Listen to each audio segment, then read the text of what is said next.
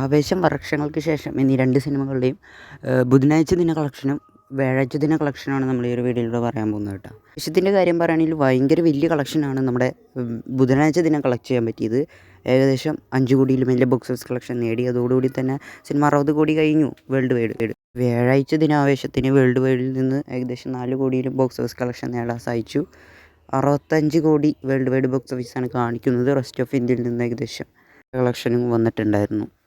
വർഷങ്ങൾക്ക് ശേഷം എന്ന സിനിമയുടെ കാര്യം നോക്കുകയാണെങ്കിൽ ബുധനാഴ്ച ദിനം സിനിമ കളക്ട് ചെയ്തത് വേൾഡ് വൈഡിൽ നിന്ന് ഏകദേശം 5 കോടി റേഞ്ചിലാണ്. അതോടുകൂടി സിനിമ 50 കോടി മറികടന്ന് 53 കോടിയിലേക്ക് എത്തി. വ്യാഴാഴ്ച ദിനം സിനിമയ്ക്ക് കളക്ട് ചെയ്യാൻ സാധിച്ചത് 4 കോടി രൂപയാണ്. അതോടുകൂടി 57 കോടിയിലേക്ക് സിനിമ എത്തിയിട്ടുണ്ട് വേൾഡ് വൈഡ്.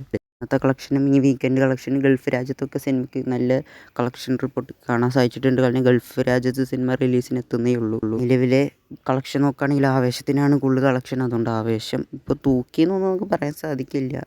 നമുക്ക് ലാസ്റ്റ് കളക്ഷൻ വരെ നോക്കാം. അപ്പോൾ അടുത്തൊരു വീഡിയോ ഇട്ട് വരുന്നതായിരിക്കും. ബൈ.